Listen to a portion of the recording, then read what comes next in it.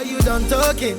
Tell me, baby, are you done talking? Yeah. No, we are not done talking. This is Talk the Tings, the ACWWS YouTube channel. Please do not forget to like, subscribe, and share. Greetings and welcome to another episode of Talk the Tings. I am Weir-Soley. My co-host Anna could not be here today, but I am joined in the studio by my lovely mentee, Senora Edward, who is from Haiti. Senora is a first-year student in the MA program in the English department here. She's also a Mellon Fellow, and I've been mentoring her now for, I think, 3 years.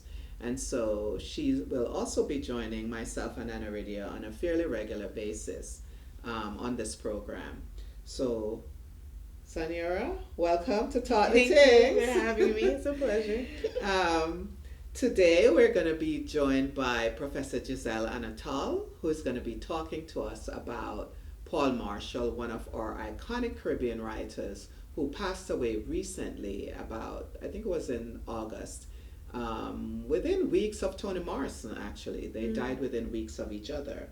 And as you know, on September 12th here at FIU, we did a memorial tribute for Toni Morrison and Pauline Marshall. So we're going to be inviting Giselle to come and talk about Paul Marshall because she did a wonderful blog on Paul Marshall's work. And so we thought she'd be a good person to invite. And also because she is the president of the Association of Caribbean Women Writers and Scholars, and we've been threatening to have her on for the longest time. And with her doing the blog on Toni Morrison, we just found the perfect opportunity. Because guess what? We have footage for you on the tribute, and we were joined by some of our local writers and some of our famous scholars and writers, including poet Ashley Jones, who flew in to be with us for this tribute. Jeffrey Phil, Malachi Smith, who else? Dr. Heather Russell, Dr. Andrea Quealy, and former FIU professor Dr. Mary Jane Rochester, Professor Emerita, and many more. Dr. Mary Jane Rochester, and a lot of other folks, as well as some of our students who read tributes for Toni Morrison and Paul Marshall. Yes, so we will be linking those tributes for you, so stay tuned for those tributes. But this was the silence she loved. It came when the old white servant upstairs slept amid her soiled sheets, when her father read and napped in the sun parlor. Her sister slept in their basement bedroom, and the new tenant Suggy was out. Above all, it was a silence which came when the mother was at work. She rose, her arms lifted in welcome, and quickly the white family who had lived there before, whom the old woman upstairs always spoke of, glided with pale footfalls upon the dressed in a way, shapeless house dresses, dowdy felt hats, and long, dark, solemn coats that made it impossible for me to imagine that they'd ever been young. Nor did they do what poets were supposed to do, spend their days in an attic room writing verses. They never put pen to paper except to write occasionally to their relatives in Barbados. And those of you who grew up in the Caribbean will know this. I take my pen in hand, hoping these... Right now, we're going to be calling Professor Giselle Anatol. Before we do that, I want to give you a little bit of information on her, on who she is. So, like I said already, she's the president of the Association of Caribbean Women Writers and Scholars. She's also a professor of English at the University of Kansas. Giselle published The Things That Fly in the Night, Female Vampires in Literature, Circum-Caribbean and African Diaspora, with Rutgers University Press in 2015. She has also published 3 edited collections in the field of children's literature. Reading Harry Potter, Critical Essays, that was published by Prager Press in 2003. Reading Harry Potter Again, New Critical Essays, published again by Prager in 2009. And Bringing Light to Twilight, that was published, I don't have the year for that, but you can look that up, Bringing Light to Twilight. Professor Anatol has received several awards for excellence in teaching from the University of Kansas. Her courses include Caribbean literature surveys and seminars on contemporary Caribbean women's writings, folklore in African diasporic literature, race, ethnicity, and colonialism in the writing for young people. She also teaches the work of 3 Black Nobel Prize winners like Wole Soyinka, Derek Walcott, and Toni Morrison, and serves as Director of Graduate Studies in the Department of English at KU. So soon we'll be welcoming Giselle to talk the Tings, so stay tuned. Hello, Giselle. Hello, Azza. How are you? I am good. Welcome to Talk the Tings. I already told our audience that you are Madame President of the Association of Caribbean Women Writers and Scholars, and we're so happy to have you with us this morning. I want to introduce you to my co-host today, who is can you see? Yeah? Okay. Right. So this is my mentee. Her name is Sanyora Edwards. She's from Haiti. And Sanyora is going to be sitting in with us for Anaridia today. And we're hoping that we'll be able to get her to join us from time to time. Most of the times I'm hoping. Because when we originally envisioned this, I really saw 3 women. So 3 women from 3 different Caribbean islands. So we're hoping we'll be able to continue with the vision in that way. So we really welcome you here.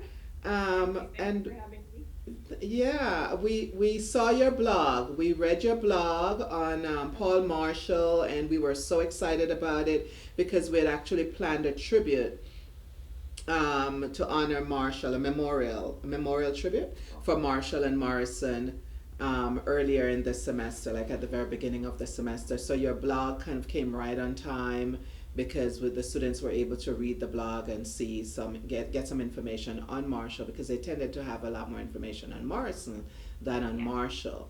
And I have told them why Marshall is so important to Caribbean letters, but I want you to talk a little bit about her based on what you already said on the blog. So could you just give us some of the highlights that you feel students should know about Paul Marshall?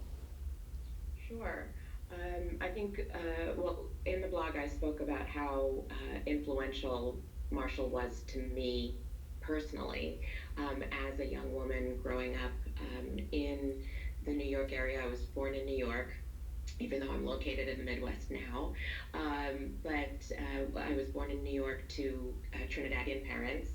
And when I was born, I think my parents lived in Brooklyn in an apartment building that was almost entirely Trinidadian people, and so they had a very close-knit community.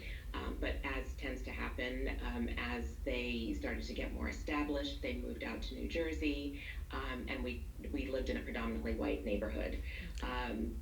And I had a very close connection with my Trinidadian roots in the home, and when we would travel to Trinidad or travel to other places and we went to visit family. But outside of the home space, I was at sea in a way, because I did not have very many connections, and people didn't understand who I truly was and where I was from. Not just geographically, but culturally. And when I went through high school, we did not read any.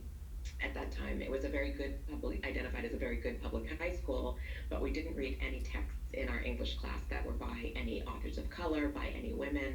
So when I got to college and I started reading more extensively and finding out about Caribbean literature, I was shocked that there was such a large body of works that spoke to my experience, but that I had never heard of. And Marshall's work, Jamaica Kincaid, those were some of the first pieces that I read that really spoke to my experience. And especially Marshall's work talking about this adolescent girl kind of coming into her womanhood, coming into Black womanhood, coming into Caribbean Black womanhood, in the New York area, especially in New York City, and that this had been, and her kind of the pulls and tensions between identifying with her American reality, her U.S. reality, outside of the home, but a very specifically Barbadian reality within the home, and in her smaller community, was really striking, and really reflected a lot of the emotions and the tensions that I myself felt. And it was neat to see that this, I think Marshall is so important because she wasn't, so I was born in 1970,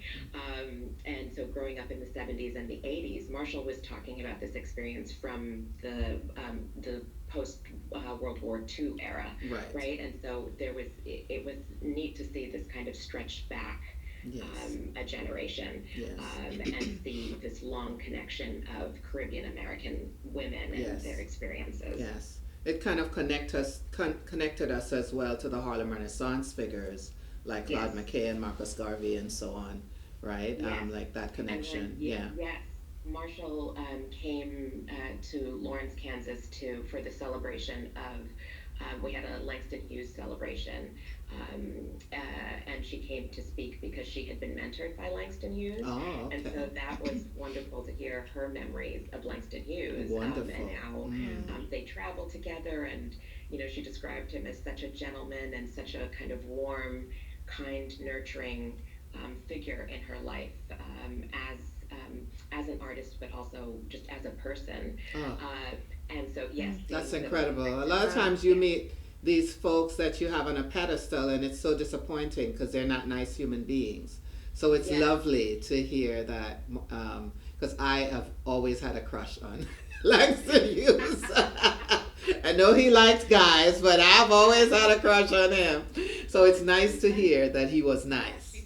She said that when they traveled, they were traveling in Europe. I think they were in France. And I believe, if I'm remembering correctly, that's what she said, but she said during the day he would, mentor her, and they would travel and laugh and have meals together. But then at night he would kind of tuck her into her room and be like, okay, it's time for bed. Wow. And then he would go out. So very fatherly. Very private about his private life. Yes. But and she was young, and so he was trying to protect her in a way, keep her safe, right, away from her home, back in the States. Wow, that's awesome. She said she never had any ideas. All she knew was that he was going out, into the world, and kind of into the bright lights of the Paris city. Right. But it was a really great story. That's an awesome story. So I met her. I'm trying to remember when it was. Shortly after I went to Berkeley, but I went to see my cousin in Richmond, Virginia, and my cousin Taliba was married to a writer at the time his name is kind of slipping my mind, but I remember they took me to Paul Marshall's home because he was friends with her. He's from Barbados, and he was friends with her, and they took me to her home, and so I met her, and she was very down to earth, very warm, just like the way she comes across in her interviews, just very engaging, very warm, very down to earth, soft spoken, and she's a very tiny woman. She's little, she's very petite, but very sweet, just a wonderful spirit. Not intimidating, but formidable in her own right, but not intimidating, just very loving. She just had this, I guess what she says about Langston Hughes, I could say the same about her. She had a way of just making you feel as if you were important as well, pulling you in, and just a very generous spirit. And like you, I fell in love with Selena from Brown Girl, Brown Stones. And I was, when I came to New York, I came to Queens. So I know about Brooklyn and Harlem and the Brownstones. We had less of them in Queens than in Brooklyn and Harlem. But I knew about those, and I remember reading Brown Girl, Brownstones for the first time, just like you, and being so struck by the strangeness almost of it, of this very Caribbean experience in a very American city. But then when you look at Flatbush, and even where I lived in Queens, by the time I moved there in the 1980s, those areas were also very Caribbean as well. So it was interesting to see that they had been Caribbean from so far back, and then we also just read Zami in my graduate class, and Lord talks about going under the bridge to buy the Caribbean food. Oh, okay. I thought we had lost you for a minute there. She talks about the Caribbean community in Harlem, and that was even earlier as well. So it wasn't a big community, but that just being struck by the fact that we had a presence as Caribbean people in the Americas for so long, something that we really didn't know that much about until these women writers told us, really.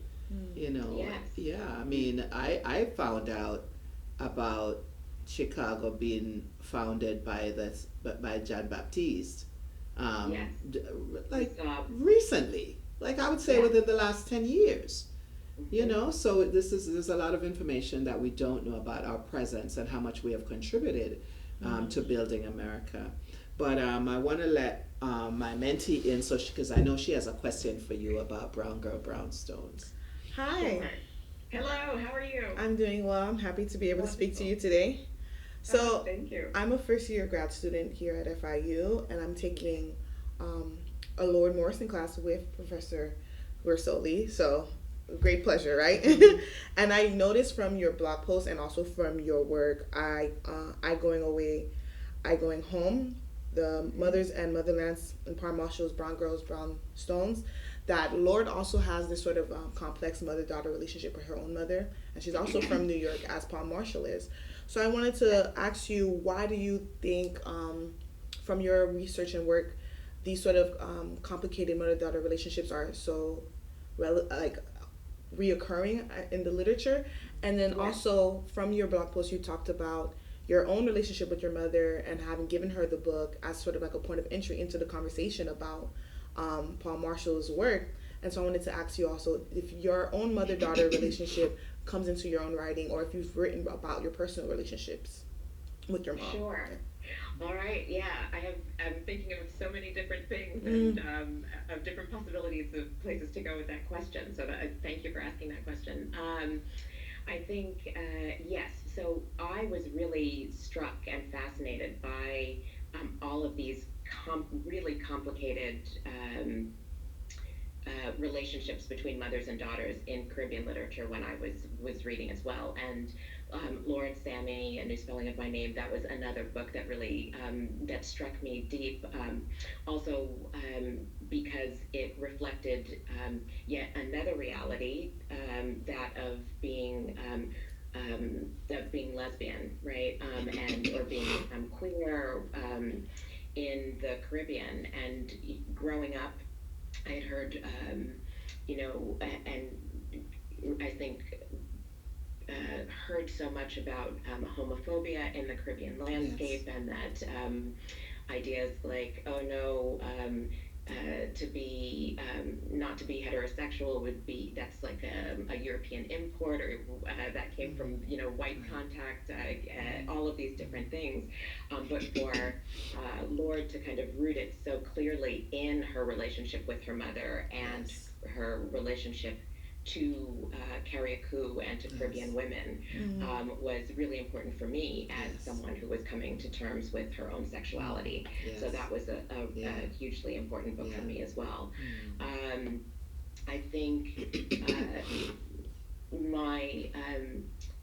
so I did start to examine and explore those tensions in so the wide diversity of representations of Caribbean women, but that core that seemed to be in so many texts of that tension between mothers and daughters.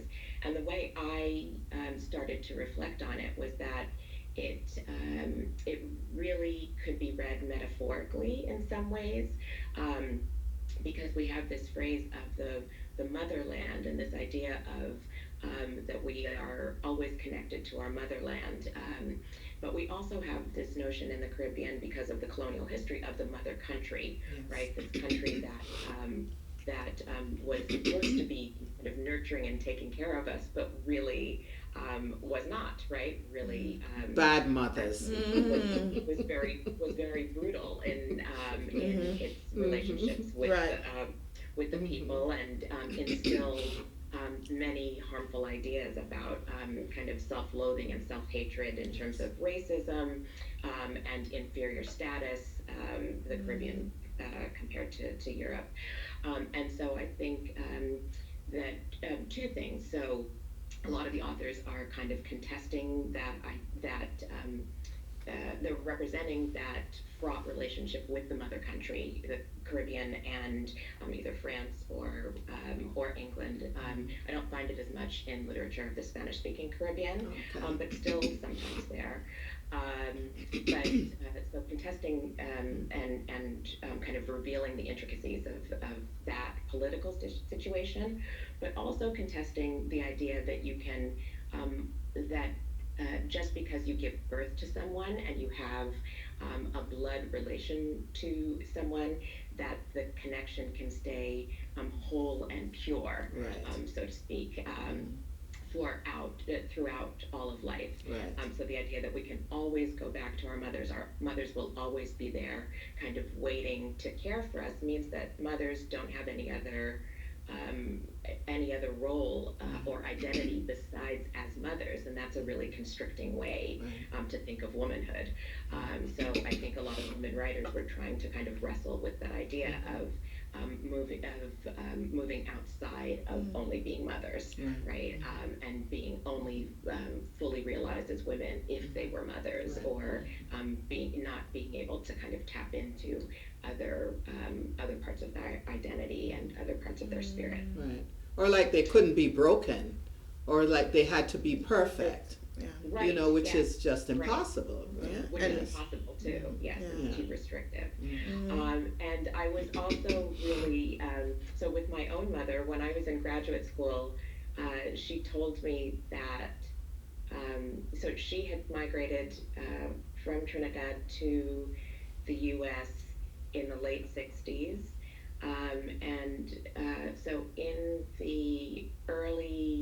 So in the late, I guess this was in the early 90s, she told me that she had never dreamt about being in the United States. In all of her dreams, she was always in Trinidad. Oh, wow. And I was astounded by that. You know, I said, well, my first thought was very selfish. And I was like, wait, you don't ever dream about me? She said, no. She said, I dream about you and your siblings, but you're always in Trinidad. She said, I dream about my work life and my friends from work and things like that, but they're always in Trinidad. Everything happens in Trinidad.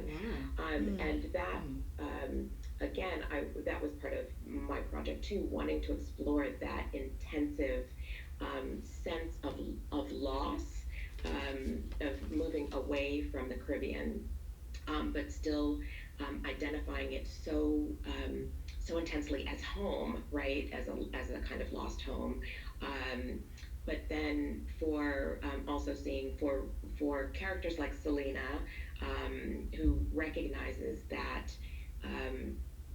that going to a home, and I think this happens in Lord Sammy too, there's this idealization of home, like there is an idealization of mothers, but you can't go home to a place you've never been, right? That it will never be able to match up to what you imagine that it will be, or what it's been depicted as and idealized as in so many ways.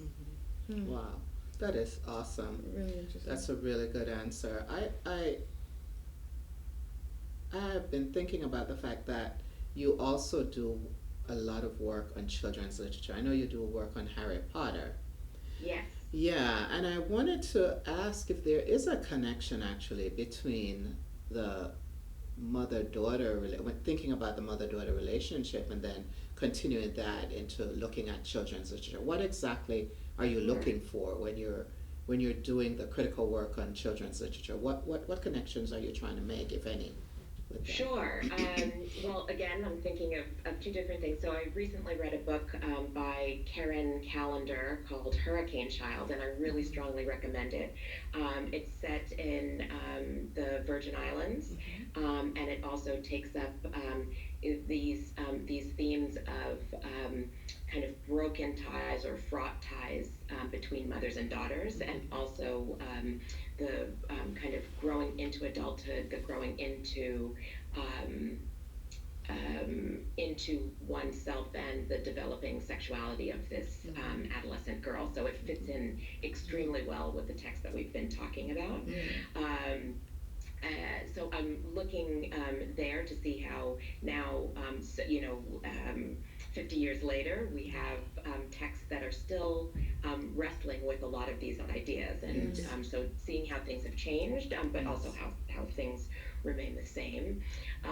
But in terms of Harry Potter, one of the things that that in my teaching, in my writing, I'm looking at a lot of times people think of children's literature as just simply entertainment or just kind of fluff, that it doesn't, it's not significant. But these are the texts that expose children to the world and kind of teach them how to think about the world and teach them how to think about other people. So I'm looking in a lot of my studies of children's and young adult literature, especially at the, I'm especially curious about the ways these texts represent race, ethnicity, and gender, and kind of teach kids about racial dynamics and teach about racism, but also can be inflected with racist ideas even when trying to break out of that mold. Wow. So I think Harry Potter, Rowling's one of her main projects is to she's trying to teach kids that you don't kind of stereotype. There's all of this condemnation in the books about the people who are invested in purity, right? And so we can read that in an anti-racist context. But I think kind of beneath the surface there is a way that the books also subtly incorporate and perpetuate a more subtle racism, sometimes not so subtle. But so my works, and also this is still a kind of neo-colonial complex, and I talk about how still within the books there's this idea of Europe as center, or the wizarding world as center, and the ideas of how so many of the witches and the wizards kind of go to these colonial outposts for treasure, right? Or dragons. There's still the idea about the exotic outer periphery and margins. So I'm exploring a lot of those ideas too. Wow. Are you working on anything at the moment? I think I'm toying with that calendar novel that I mentioned, Hurricane Child. Oh, nice. And hope to develop some of those ideas in an article. And I think she is really grounded, especially in the work of Jamaica Kincaid. So I'm trying to develop a piece about the kind of, it talks about ghosts, it talks about spirits, so the supernatural, I think someone introduced me to the book in the terms of speculative fiction and the supernatural, but I'm also talking about the ways in Caribbean culture that's not seen as supernatural, right? So the idea that's very much grounded in our cultural realities. There's so much synergy here. We just had a huge conversation in the grad class, right? Yes. About how Kincaid's talking about what it's like to come from a place where you could have buried someone and then you pass them under a tree, on the street or under a tree. And I was trying to explain to the students how about great time, and the jumping of reality, the jumping of dimensions, and how that's so strange to them, but it's such a almost a casual part of Caribbean reality. Like it's reality, Caribbean reality. For them, it's something otherly. For us, it's a part of our ordinary reality to think like that and to talk like that. And I was also telling them about how if my mom has a dream about her grandmother, about my grandmother, her mom, she'll come to me and say, "Mama came to me last night," without preliminary. Not, I was sleeping and I had this dream, but Mama came to me last night and she said, and then she'll tell me what she said. Not about what not about what your mother thought or, this must mean I was thinking about my mother, but really this idea that there's a connection exactly to this other world. Yes, and then trying to figure out how to do what she said. what the spirit told her to do in the dream, or try to interpret the dream so she can understand what the message is that she's supposed to get and what she's supposed to do about it in the real material world here and now, because obviously Mama from the other realm is trying to help her fix something or tell her something or warn her about something, and she needs to figure it out so she can function right here in the real material world. Right? And trying to explain that to my students, how important that was. And that's a different way of thinking, that as it's a philosophy, and I think as Paget Henry says, our myths are like psychoanalysis. They can take the place of psychoanalysis. So we can go to them the way you'd go to a therapist. You can go to your dreams to get that kind of information. And that's so strange to folks in this. I think that again, that's a way that our knowledges have been colonized, we could say. So this is a way of decolonizing knowledge, right? The idea that we don't think about information that we get from dreams or anything beyond the kind of what we've been taught to think of as rational, scientific, and logical, as data and information, and reality. And there are lots of different types of knowledge, lots of different types of information that can come through, and so kind of breaking down that binary is really important. I have a question, actually, or somewhat of a statement connected to a question based off of the conversation we've been having. A little close. So, squeeze it. Okay, let me start from where my thought started. You mentioned, you mentioned the sort of way that the metaphor that you're using in your work and that you see kind of reoccurring in the Caribbean literature of mothers and motherlands, and sort of like this wanting to return to this idealized mother, right? And I thought about sort of like the idealization of Africa as a continent, right? This homeland that you can return to, that is basically remaining unchanged. It has not evolved, has not changed with, like we see in film. Up until more recently, I think the average person until Black Panther wouldn't have even considered Africa to be a place that would have had advanced technology, that they imagine Africa to be like sort of primitive and have like huts, and that's all that there is, right?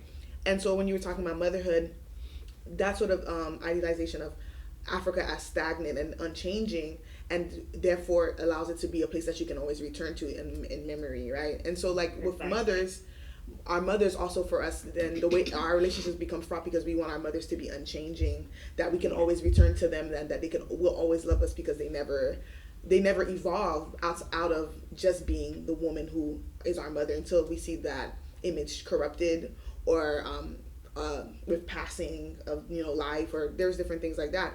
So I wanted to connect this then to sort of this idea of great time that Professor Weir-Soley is talking about, and the idea that your grandmother would be speaking to your mother now in the present, and that with colonization and the way that we've like separated ourselves from those ideologies that would allow us to see those, for a relationship like motherhood to extend beyond death. Right. How then, when you're talking about Marshall, when you're talking about Lord, when you're talking about the other works that you've talked about, like you've written on, how then would motherhood and motherland, like in our current context, be understood with that great time principle? Like, have we lost something in being colonized, or is it still accessible, or is it, like as you said in the blog post, is it just a borrowed memory? Like, are we ever really able to like engage with our mothers in a way that allows them to evolve, not just our mothers but our motherlands,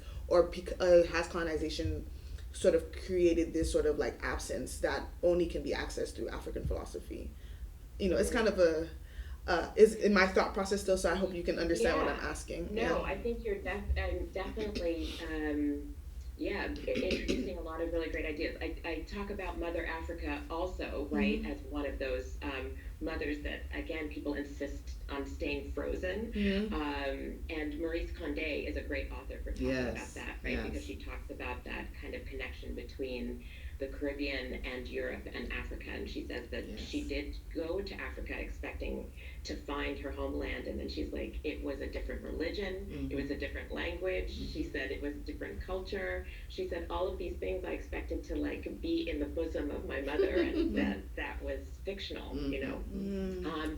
So I think yes, these ideas keep on getting perpetuated, and then so I think that's again why we will continue to see a lot of these novels that continue to be produced and published that still are talking about these fractures between the mothers and daughters, right? Where you can have, because in so many ways, society keeps on expecting us to kind of fulfill these roles in terms of in gender, the ways that the Caribbean is represented, the ways that Africa is represented in media, in in all different forms.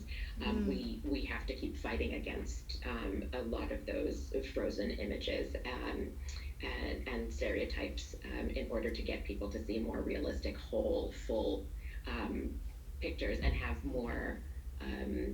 And have interactions and relationships that can be real, right? Rather than trying to make them fit into this model of what we think they should be. Right. Yes. Yeah. Thank you. It makes so much sense. Sure. That was a good question, and I think that I'm out of time. Unfortunately, I'm so sorry. Oh. I have another appointment. Oh yes, that's right. That's right. Well, thank you so much for joining us. I'd be happy to come back. And yes, we will be happy to. We'd be happy to have you back. Thank you so much. I know you had to get up a whole hour earlier just to meet with us, and we hope we haven't made you late. But have a lovely day. Take care. Bye bye. Stay warm. Oh, we stay warm, honey. Yeah. You stay warm, okay? Bye. Thank you, Giselle. Well, we hope you enjoyed Professor Giselle Anatol as much as we did. Thank you for watching another episode of Talk the Tings. Thank you for joining us today, and I want to give a special shout out again to Dr. Giselle Anatol. If you're interested in learning more about ACWWS, the link is in the description below, and make sure that you like, subscribe to our channel, and share this video with all of your friends. Thank you so much, and we'll see you soon.